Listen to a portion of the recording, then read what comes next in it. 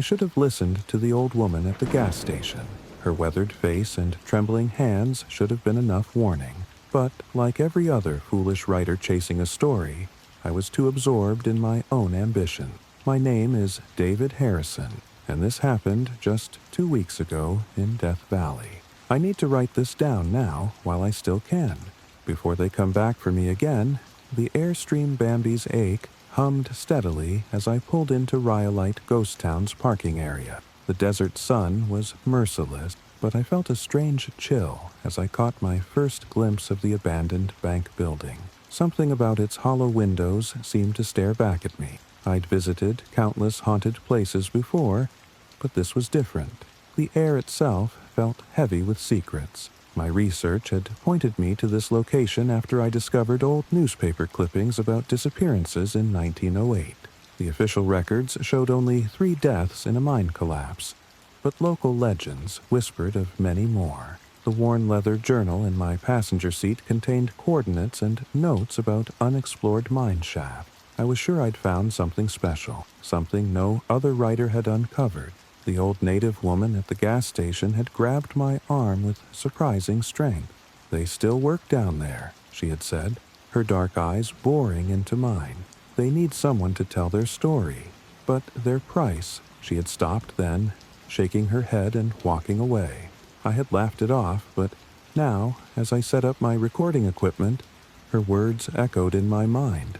As I checked my cameras and voice recorders, something caught my attention. A faint sound, like metal striking stone, drifted from the direction of the old mine entrance. It was probably just the wind, I told myself, but the rhythmic nature of it sent a shiver down my spine. The sun was setting, painting the desert in bloody reds and deep purple. I decided to spend the night in my RV and start exploring properly in the morning. That was my first mistake. The problems started that very first night. I awoke to the sound of running water, which was impossible since I hadn't filled the tanks yet. In the dim light of my battery-powered lantern, I watched in horror as dark liquid seeped from my RV's faucet. It was thick and smelled of minerals and decay. When I tried to collect a sample, it had already stopped, leaving only rusty stains as evidence. My recording equipment had been running all night, and what I found on the playback made my blood run cold. Beneath the normal desert winds and distant coyote calls, there were voices. They spoke in an old dialect I barely understood, discussing shift changes and ore quality. The timestamps showed the conversations happening at 3 a.m., when I was definitely alone in the parking area during my morning exploration of the ghost town. I noticed something odd about my photograph. Dark figures appeared in the background, always near the mine entrances, always seeming to beckon. I told myself they were just tricks of light and shadow, but deep down, I knew better. The figures wore old mining clothes, their faces obscured by the darkness of long-abandoned tunnels. The bottle house drew me like a magnet. Its walls, made entirely of ancient glass bottles, caught the desert sun in hypnotic patterns. But as I approached, I saw handprints on the dusty glass, fresh ones, marked with coal dust and something darker. Inside, I found a half-buried pickaxe that looked recently used, its handle still warm to the touch. That night, I made a crucial discovery in my research material. A yellowed map from 1908 showed a network of tunnels far more extensive than the official records indicated. Penciled notes in the margins mentioned a rich new vein and unusual lights in the deepest shaft. As I studied the map, my RV's lights flickered, and I heard the distinct sound of boots on gravel outside. But when I looked, there was only darkness and the endless desert wind. The voices became clearer on the third day. They weren't just random mining chatter anymore. They were calling my name. My digital recorders picked up distinct conversations about the writer and how I needed to understand. The temperature in my RV dropped dramatically whenever the voices appeared, even in the scorching desert heat. I found my laptop open one morning. Though I distinctly remembered shutting it down, the screen showed a blank document with a single line repeated over and over. "Tell our story. Come deeper." The cursor blinked steadily, And as I watched, new words appeared, letter by letter. We've been waiting for someone like you. I slammed the laptop shut, but the words were already burned into my mind. The handprints started appearing inside my RV. Sooty marks on the walls, the ceiling, my bed. They always pointed toward the mine entrance visible through my window. My cameras captured strange orbs of light drifting from the mine at night, growing closer to my RV with each passing hour. The lights seemed to pulse with an intelligence that made my skin crawl. Sleep became impossible as the sounds of mining grew louder. Pickaxes striking stone, cartwheels on rails, men shouting in that old dialect. It all seemed to come from directly beneath my RV. When I pressed my ear to the floor, I could hear them clearly. "Come down, David. We need you." The story must be told. The voices were no longer just on my recording. They were everywhere. I tried to leave then, but my RV wouldn't start. The battery was full, the engine was fine, but nothing happened when I turned the key. In my rearview mirror, I saw them for the first time clearly. A group of miners, their clothes and faces covered in coal dust, standing in the gathering dusk. They were smiling, but their eyes were as dark and empty as the mine shafts they had died in. The truth revealed itself in fragments of whispered conversations and shadows that moved against the light. The mine collapse of 1908 wasn't an accident. It was a cover-up. 12 miners had discovered something in the deepest tunnel, something that made the mining company nervous. They were sent down for one last shift, and the support beams were strategically weakened. My research materials began changing overnight. Newspaper clippings rewrote themselves, showing the truth that had been hidden. Photographs appeared in my camera that I hadn't taken. Images of the miners' families waiting in vain for their return, of company men destroying evidence, of dark shapes moving in the mine entrance. The spirits wanted their story told, and they had chosen me as their scribe. The old woman's warning finally made sense. The miners didn't just want their story written, they wanted it experienced. Each night, the sounds of mining grew closer. The air grew thicker with coal dust, and the walls of my RV seemed to transform into rough-hewn tunnel walls. Reality began to blur, and I found myself writing compulsively, filling notebooks with their words. They showed me everything. The moment they found the rich vein, the company's betrayal, their final minutes as the supports gave way, I felt their panic, their rage, their desperate need for justice. My RV became a tomb of documents and recordings, each telling a different part of their tragic story. But it wasn't enough for them. They wanted more than just a writer. They wanted a witness. That's when they tried to take me. The floor of my RV seemed to dissolve, revealing a mining tunnel below.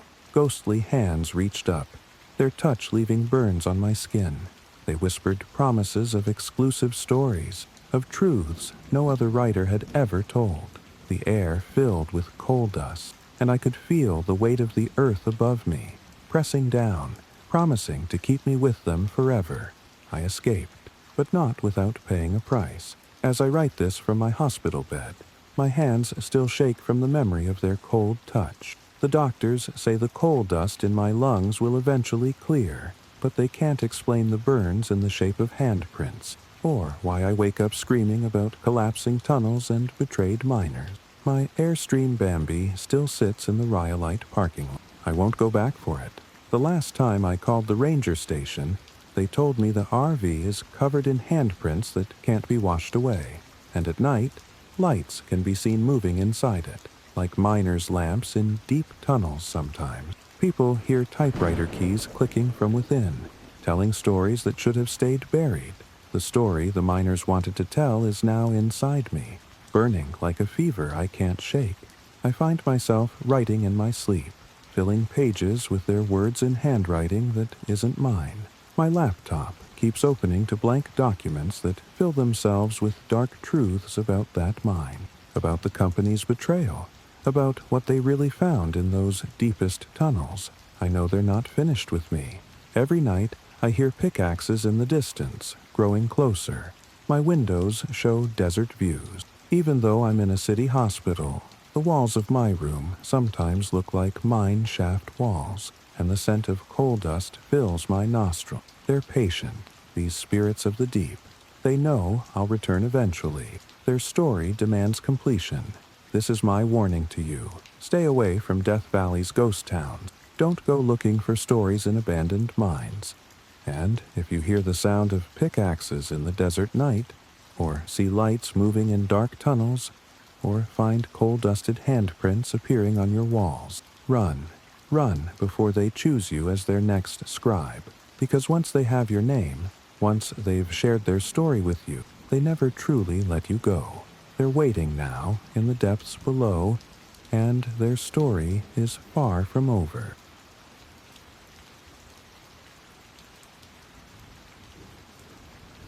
The old Mikosuke fisherman's words still haunt me every night.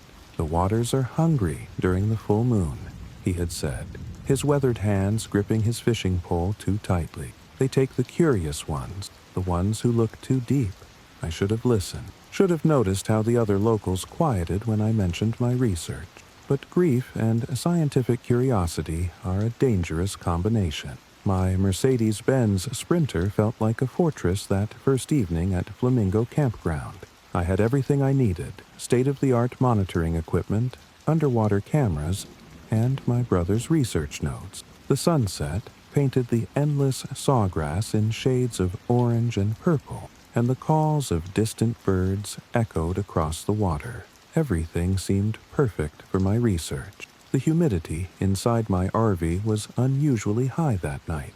Despite the air conditioning running at full power, droplets of water kept forming on the windows, trickling down in patterns that seemed almost deliberate.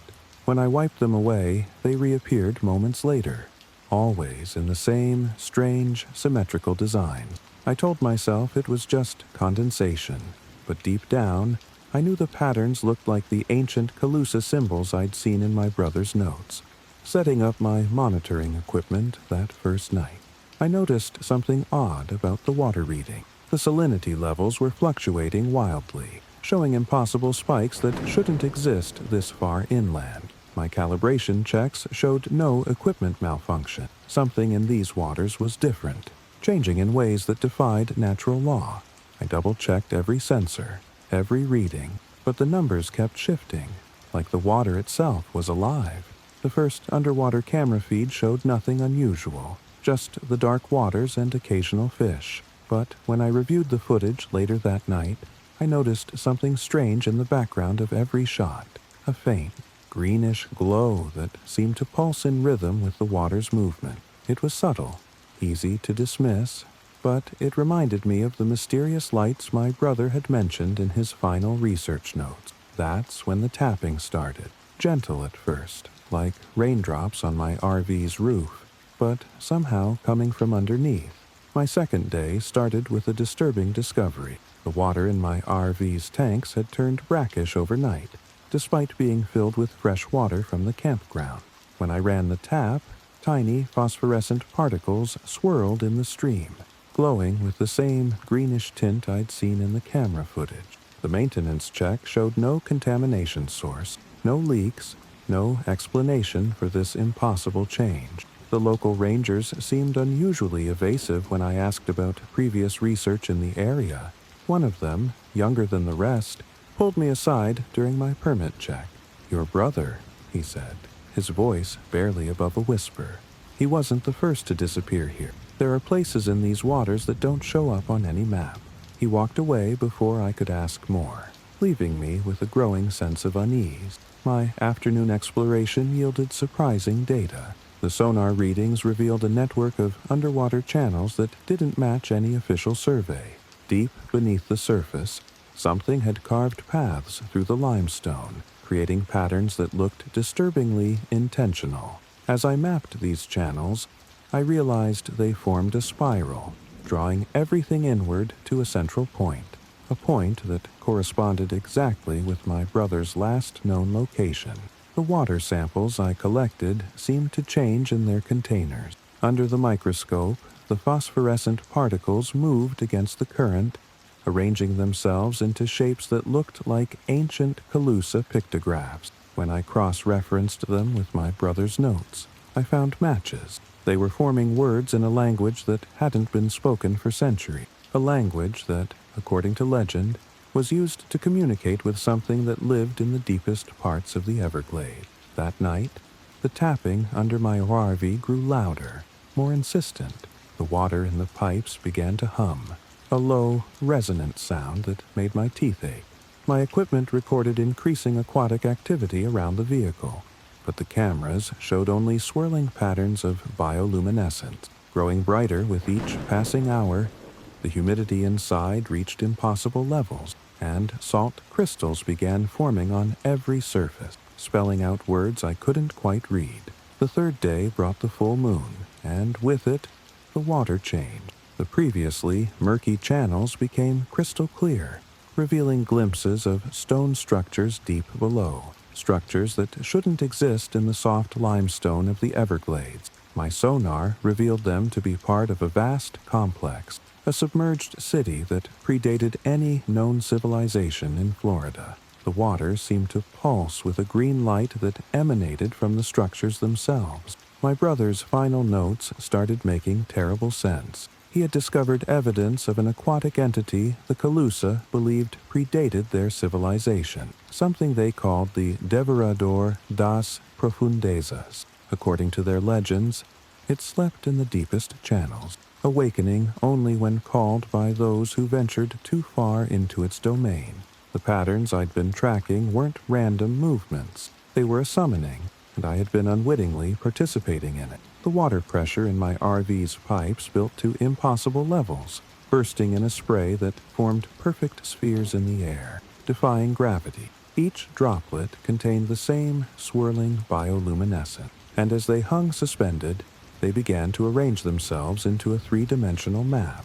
I recognized the location they revealed, a deep pool 5 miles into the restricted area, unmarked on any modern map but prominently featured in my brother's last photographs. My equipment started picking up something massive moving through the underwater channels. Following the ancient paths I'd mapped, whatever it was, it displaced enough water to create currents that shouldn't be possible in such narrow channels. The sonar couldn't get a clear reading on its size or shape.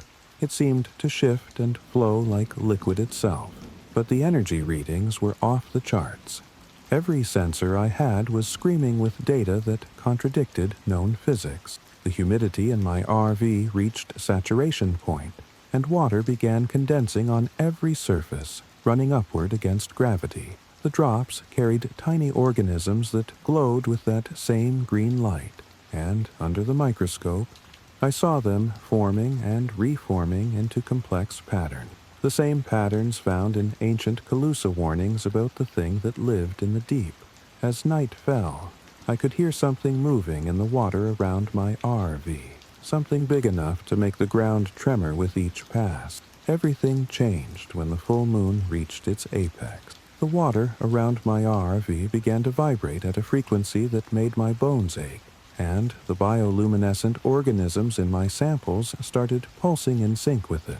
Through my underwater cameras, I watched in horror as the submerged structures began to emit a stronger glow, creating pathways of light that all led to the unmarked pool.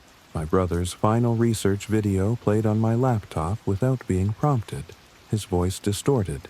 It's not just alive, it's ancient, and it's calling. The thing in the water was getting closer.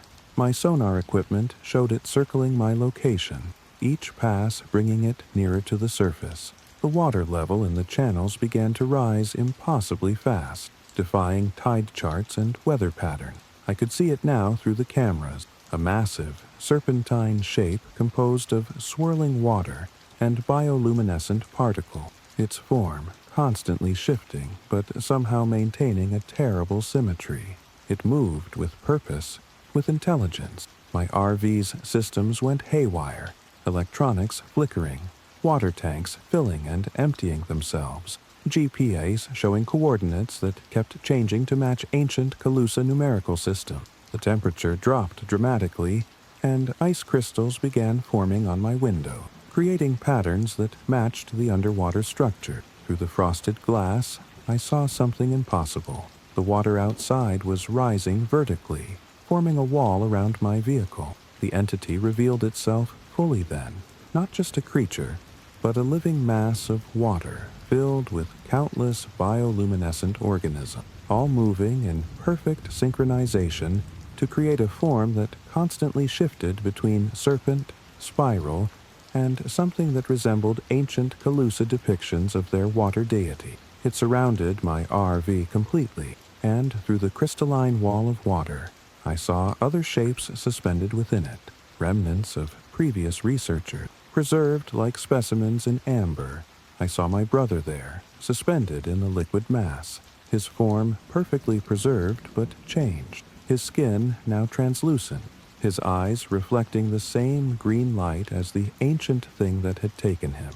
He reached toward me through the wall of water, his movements causing ripples that spelled out words in Calusa script across the surface. The entity wasn't just collecting specimens, it was absorbing them, making them part of its eternal memory, preserving their knowledge in its liquid consciousness. I escaped, but not without cost. The authorities found my ARV 3 days later, half submerged in water that tests showed was older than the Everglades themselves. The rescued equipment contained data that defied analysis, readings that suggested the impossible, measurements that contradicted the laws of physics, but the water samples I'd collected were gone, evaporated without a trace, leaving only strange crystalline patterns etched into their containers. My skin now holds a network of marks that doctors can't explain, patterns that match the ancient structures I'd mapped, glowing faintly with that same green bioluminescence when submerged in water. I can't take showers anymore. Even small amounts of water try to form those same patterns on my skin. Trying to complete the map that would lead others to that terrible place, the humidity in any room I enter rises inexplicably, and electronic devices malfunction in my presence, their screens momentarily showing fragments of sonar readings from that final night. The thing in the deep is patient. It has waited centuries for knowledge seekers like my brother and me. Through the marks on my skin, I can feel it still calling, still trying to complete what it started. Every full moon, water anywhere near me begins to move against gravity, trying to form the paths that would lead back to its domain. I've learned to live in dry places, to avoid large bodies of water, but it finds ways to reach me through every drop, every hint of moisture in the air. I know now why the ancient Calusa built their mounds so high above the water, why they performed rituals before every journey into the deep. The thing they worshipped and feared still dwells in those channels, growing stronger with each piece of knowledge it absorbs, each seeker it preserves in its liquid archive. My brother is part of it now, along with countless others who ventured too deep, asked too many questions, ignored the ancient warning. This is my warning to you. Stay away from the deep channels of the Everglades. If you see green lights beneath the water, if you find your instruments showing impossible readings, if water begins to move in ways it shouldn't, run. The thing in the deep is always watching, always waiting, always hungry for new knowledge to add into its eternal collection. And once it marks you, like it marked me, no place is ever truly dry enough, no distance ever truly far enough to escape its call. The waters remember, and they never truly let you go. I have been a wildlife photographer for 20 years, but nothing in my experience could have prepared me for what I encountered in Glacier National Park. The Blackfeet guide's warnings echo in my mind now, his words carrying more weight than the mountains themselves. The red snow marks his territory. Some things should remain unphotographed. If only I had listened. If only I had recognized the signs before it was too late. My Thor motor coach sanctuary felt like the perfect mobile base when I first parked near Many Glacier Hotel. The forecast promised ideal conditions for photographing the rare red snow phenomenon, and my equipment was state-of-the-art. Through my RV's panoramic window, I watched the sunset paint the glaciers in shades of amber and rose, unaware that the real red I should have feared was yet to come. The temperature dropped unusually fast that first night, well below the forecasted numbers. My RV's thermal sensors showed impossible reading, pockets of air around the vehicle dropping to 40-degree hours, while others remained normal. The heater worked overtime, but cold spots moved through the interior like invisible currents. When I tried to document these anomalies, my infrared camera captured something else. A tall, dark figure standing motionless in the distance, barely visible against the snow. I initially dismissed the figure as a shadow or wildlife, but reviewing the photos revealed something disturbing. In each shot, taken minutes apart, the figure appeared at different locations around my RV, yet always maintaining the same rigid pose, always facing the ancient glaciers. The metadata of these images showed corruption, impossible timestamps, and GPS coordinates that, when mapped, formed a perfect geometric pattern across the mountain. The Blackfeet guide had visited me earlier that day, his ancient pickup truck grinding to a stop beside my RV. "The red snow is his blood," he had said, refusing to step out of his vehicle. "When the glaciers weep, he walks again." I laughed then, attributing his warnings to local superstition. But as night fell and the temperature continued to plummet, I noticed something odd about the fresh snow falling outside. In my headlamps, each flake seemed to cast a shadow that moved independently of the light. The problems with my equipment started subtly. My best camera, a top-of-the-line Sony mirrorless, began producing images with strange artifacts, dark smudges that seemed to follow a pattern when I layered the photos in my editing software. These marks aligned perfectly to form ancient Blackfeet symbol. More disturbing were the timestamps. According to the metadata, each photo had been taken hours before I had even arrived at the location. Sleep became difficult as the nights grew colder. The RV's walls creaked and groaned under extreme temperature fluctuations, and no matter how high I set the heater, frost patterns kept forming on the inside of my window. These weren't random, crystalline formation. They created intricate pictograms that matched the symbols in my photographic anomaly. When I tried to document these patterns, my cameras would malfunction, their batteries draining instantly despite being fully charged. My research into the red snow phenomenon revealed disturbing correlation. Historical records showed that every major documentation attempt of this event had ended in disappearances. The missing were always found eventually, but changed, their footage or notes containing references to a watcher in the ice, and their bodies bearing strange patterns of frostbite that resembled the same ancient symbols now appearing in my photo. The sound of footsteps on the RV's roof became a nightly occurrence. Perfect boot prints would appear in the fresh snow covering my vehicle, but they led nowhere. Starting and stopping impossibly in the middle of the roof, the metal temperature sensors I installed revealed that these footprints were somehow colder than the surrounding snow. Registering temperatures that should have been physically impossible on Earth, my satellite phone picked up a strange transmission that night, a man's voice speaking in an ancient Blackfeet dialect. When I had it translated later, the message was chilling. The ice remembers, the ice reveals. The guardian walks when the snow bleeds. The call's origin, according to my GPS, came from coordinates buried deep within the glacier itself, hundreds of feet below the surface where no signal should have been possible. The red snow began falling on the third day, but this was different from the algal bloom I had come to document under my microscope. The crimson coloration didn't come from microorganisms. The snowflakes themselves were red, each crystal forming patterns that matched the ancient symbols now covering my RV's window. When the flakes melted, they left behind tiny geometric scars in the glass, gradually forming a massive symbol visible only from above. My cameras started capturing the figure more clearly now, and what I saw defied explanation.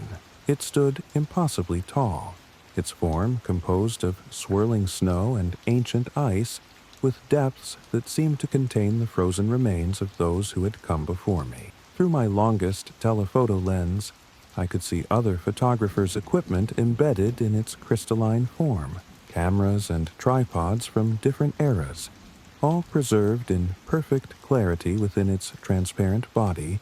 The temperature inside my ARV dropped to fatal levels. Despite the heater's best efforts, ice began growing from the walls, not forming on them but emerging from within the metal itself.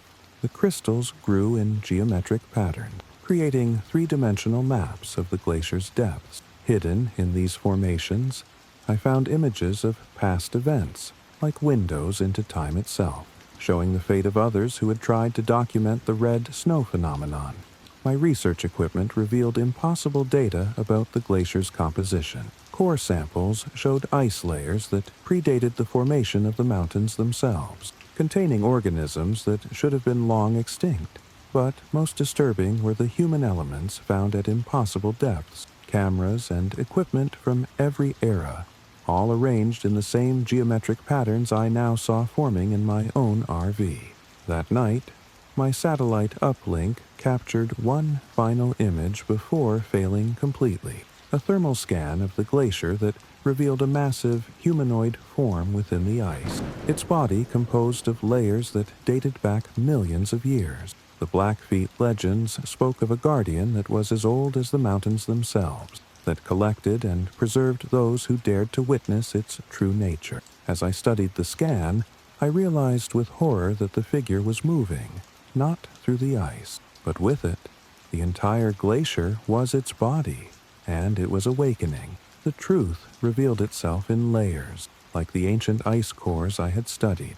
The red snow wasn't a natural phenomenon. It was a warning, a sign that the Guardian was preparing to preserve another witness of its existence. My cameras had captured not just images, but moments in time, showing how the entity had stalked its previous victims, slowly surrounding them with its frozen form until they became part of its eternal memory. My ROV's metal frame began to warp under impossible pressures as ice grew from within, transforming the interior into a crystalline archive, frozen within these new formations. I saw perfect preservations of previous encounters, photographers, researchers, and explorers from throughout history, their final moments captured in the ice like insects in amber. Their faces all showed the same expression of awe and terror that I now felt growing within me. The Guardian's true form became clear as the red snow intensified. It was not just a creature of ice, but a conscious extension of the glacier itself, an ancient intelligence that had witnessed the birth of these mountains. The symbols it had been showing me were not warning, but an invitation to join its collection, to become part of its eternal memory of the world. Through the ice forming around me, I could see flashes of ancient times, of mountains rising and falling, of civilizations coming and going. My attempts to escape were met with impossible physics. The very air began to crystallize, forming barriers of ancient ice that contained archived memories within their structure. Through these translucent walls, I saw the Blackfeet guide who had warned me, but, as he had appeared decades ago, preserved at the moment he too had discovered the truth about the Guardian. His frozen form reached toward me, a plea for understanding etched eternally on his face. The entity revealed its purpose through the very ice consuming my ARV. It was a living record of Earth's history, preserving not just moments but the witnesses themselves, keeping them in perfect suspension to maintain their memories for eternity. The red snow was not blood, but the essence of these preserved memories, released when the Guardian prepared to add another observer to its collection. As the ice crept closer, I saw my own reflection beginning to fragment and multiply, preparing to join the countless others in their crystalline archive. They found my ARV 3 weeks later, encased in a perfect cube of clear ice that scientists claimed was millions of years old. The rescue team reported strange phenomena, their equipment showing thermal images of human forms suspended within the ice, all arranged in geometric patterns around a central point where my vehicle had stood. But by the time they brought in specialized equipment to study the formation, the ice had melted away, leaving no trace of its impossible age or origin. The physical changes are permanent, beyond the doctor's understanding. My core body temperature now fluctuates wildly, dropping to levels that should be fatal without causing harm. My eyes have developed an unusual crystalline structure that refracts light in impossible ways, sometimes revealing glimpses of other time, other witnesses still preserved within the glacier's memory. The specialists who study my condition say the changes in my tissue structure more closely resemble ancient glacial ice than human flesh. I see them now, all the others who came before me, their forms preserved in every ice crystal, every snowflake that falls near me. The Guardian's collection is vast, spanning millennia, each preserved witness containing memories of the world as it once was. Through the crystalline structures that have formed in my eyes, I can see flickers of their final moment, their discovery, their understanding of what the glacier truly was. We are its memory now, eternal observers of time's slow passage. The compulsion to return grows stronger with each passing day. The Guardian's influence reaches me through every drop of water, every crystal of ice, calling me back to join its perfect archive. Other witnesses have made the journey back, their preserved forms now arranged in that vast geometric pattern deep within the glacier. I understand now that this was never about punishment. It was about preservation, about maintaining a living record of all who have witnessed the mountain's true nature. This is my warning, though I know others will come, drawn by the same mysteries that called me. If you see the red snow falling in Glacier National Park, if you notice impossible patterns forming in the ice, if your cameras capture a figure that seems to move with the glacier itself, run. The Guardian's collection grows with each witness, and its memory spans the age of mountains themselves. The ice remembers everything, and once it chooses you as a witness, you become part of its eternal record, another crystal in its ever-growing archive of time.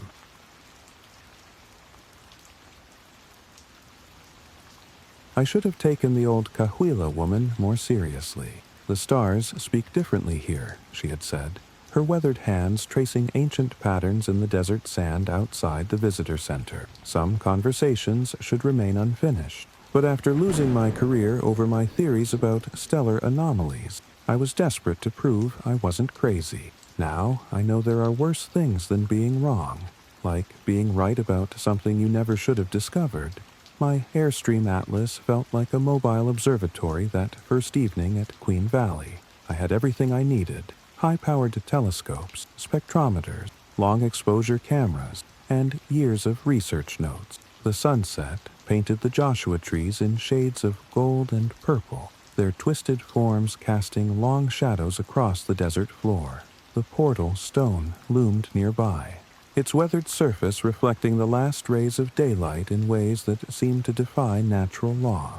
The desert darkness was absolute that night, perfect for astronomical observation. As I calibrated my equipment, I noticed something odd about my compass. The needle spun continuously, as if caught in some invisible magnetic vortex. My GPS coordinates kept shifting too, showing locations that oscillated between my actual position and somewhere in deep space. I blamed it on equipment malfunction, but deep down, I knew my instruments were working perfectly. Setting up my main telescope revealed the first truly inexplicable anomaly. Stars that should have been visible were missing, replaced by points of light that didn't match any known celestial bodies. The spectrographic readings from these objects were impossible. They showed patterns that suggested the light had aged thousands of years in the seconds it took to reach my instruments.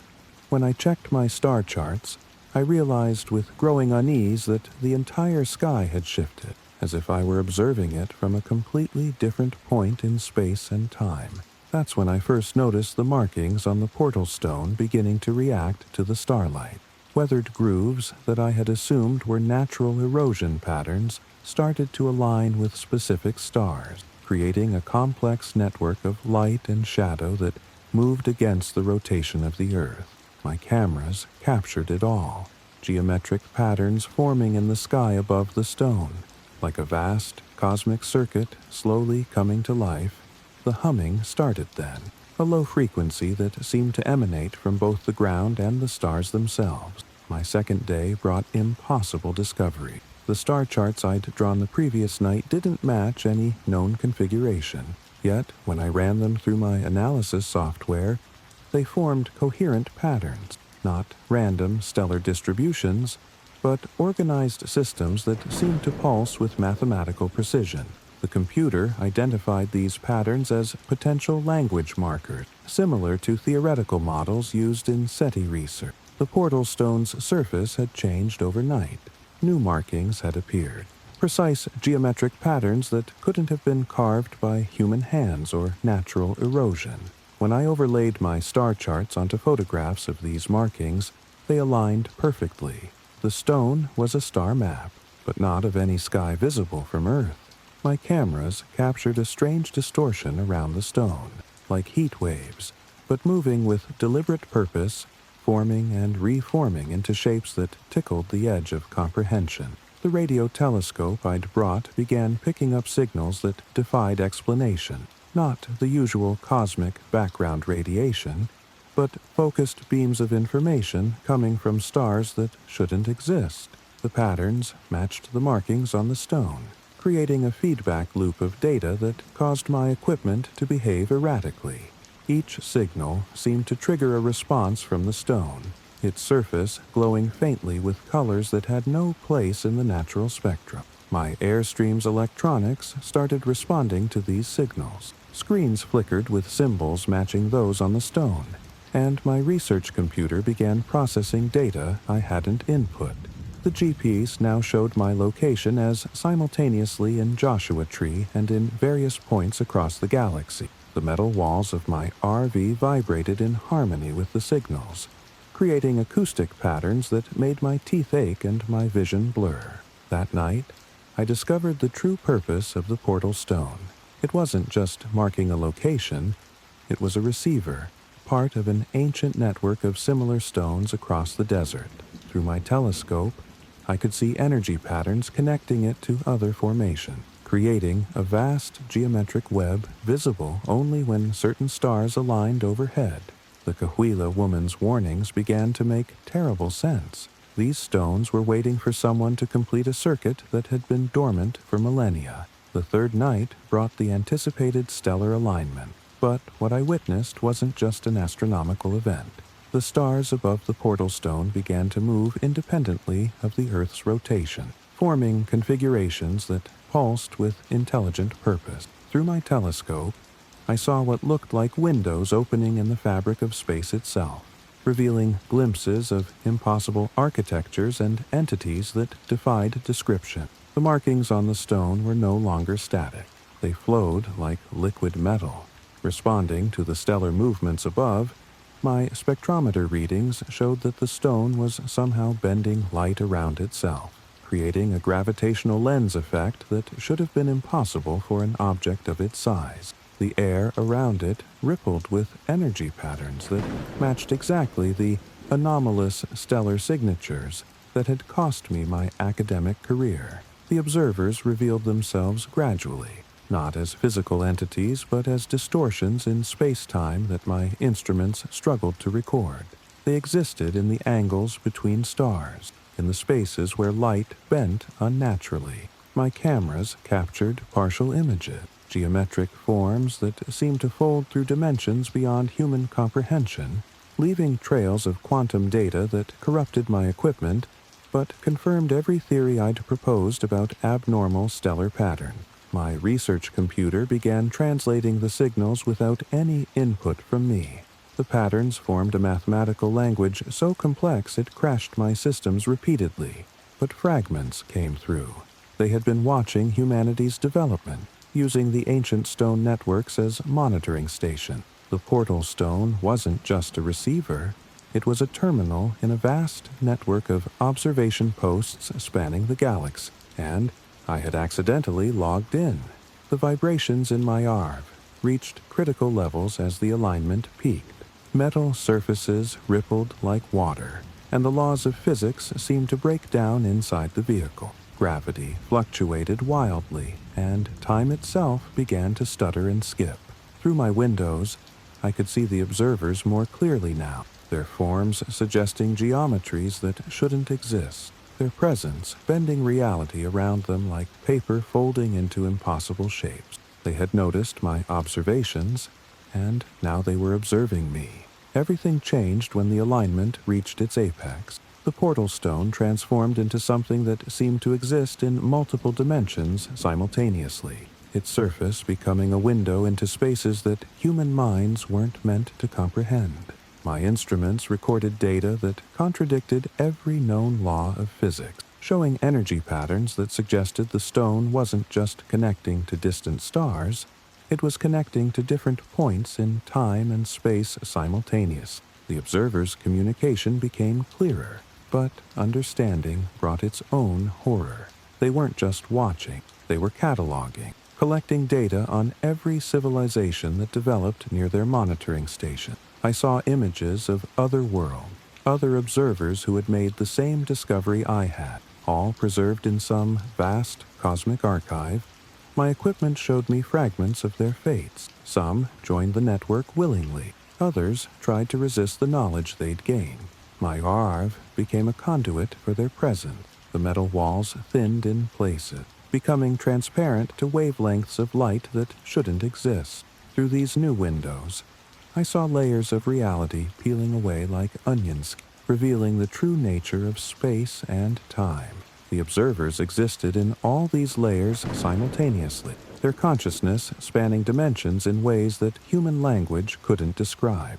They showed me truths about the universe that no human was meant to know. The choice they offered wasn't really a choice at all. I could become part of their network, another node in their vast system of observation. Or I could remain as I was, but with the burden of knowledge that would drive any human mind to madness. Through the quantum fluctuations in my equipment, they showed me others who had made this choice, their consciousness preserved in the spaces between stars, their original forms transformed into something that could perceive reality as the observers did. In those final moments of human perception, I understood why the ancient Cahuilla people had warned against looking too deeply into the desert stars. The portal stone network wasn't just for observation, it was a test, a way of identifying species ready to join a larger cosmic consciousness. As my reality began to fragment, I saw my own form reflected in the transformed metal of my Arv, seeing myself through the observer's compound perspective, existing in multiple times and spaces simultaneously, my consciousness expanding beyond its human limits. They found my airstream 3 days later, its metal transformed into an alloy that scientists couldn't identify. The interior was perfectly preserved but altered, surfaces covered in mathematical equations and star charts that seemed to shift when viewed from different angles. My equipment had recorded everything, but the data defied analysis, showing astronomical observations that contradicted the known laws of physics and fragments of signals that drove the first researchers mad. The physical changes are subtler than you might expect, but permanent. My eyes now perceive wavelengths of light that shouldn't be visible to humans, showing me layers of reality I can never unsee. My brain processes sensory input differently, experiencing time non-linearly, seeing the quantum possibilities in every moment. The doctors can't explain why my cellular structure has begun to exhibit quantum entanglement pattern, or why my consciousness seems to exist partially outside normal space-time. I see them constantly now, the observers, their geometric forms folded through dimensions just beyond human perception. Through the altered structure of my eyes, I witness their endless observation of our world, their patient cataloging of every civilization's development. I understand now that I've become part of their network, a hybrid consciousness that bridges human perception and their cosmic awareness. The stars speak to me in mathematics and light, showing me truths that human language can't express. The compulsion to return to the desert grows stronger each day. The portal stone still calls to me, its signal resonating with the altered frequencies of my transformed consciousness. I know others will come, drawn by the same mysteries that called me, seeking to understand the anomalies in the desert sky. Some will join the network willingly, their minds expanding to embrace the cosmic perspective. Others will run, but they'll never escape the knowledge of what exists in the spaces between stars. This is my warning, though I know it won't deter the truly curious. If you visit Joshua Tree, if you see strange patterns in the stars, or find yourself drawn to ancient stones that hum with impossible energies, run. The observers are always watching, always waiting for new perspectives to add to their cosmic network. The stars hold secrets that human minds aren't ready to comprehend, and once you begin to understand their language, you can never return to the comfortable limitations of human perception. The truth about our universe is beautiful beyond imagination and terrifying beyond sanity, and the observers are always seeking new eyes through which to witness it.